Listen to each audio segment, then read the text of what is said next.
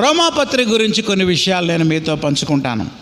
అపోస్తలుడైనటువంటి పౌలు గారు రోమాపత్రికని క్రీస్తు శకం 57-58 సంవత్సరాల మధ్యకాలంలో రాశాడని బైబిల్ పండితుల అభిప్రాయం. ఎప్పుడు? 57-58 రాసుకునేవాళ్ళు నోట్ చేసుకోండి. ఈ రోమాపత్రికని 2 భాగాలుగా విభజించి మనం ధ్యానం చేయొచ్చు. 1 నుండి 11 అధ్యాయాలు సిద్ధాంతపరమైన భాగం, క్రైస్తవ సిద్ధాంతం. ఎక్కడి నుంచి ఎక్కడి దాకా?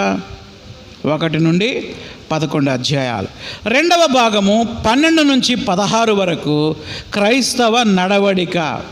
క్రైస్తవ నడవడిక ఇంగ్లీష్లో అయితే డాక్ట్రిన్, డ్యూటీ. మనం నమ్మే సిద్ధాంతం గురించి 11 అధ్యాయాలు రాశాడు కదా. మరి మన నడవడి ప్రవర్తన ఎలా ఉండాలో ఎక్కడ రాశాడు? 12 నుండి 16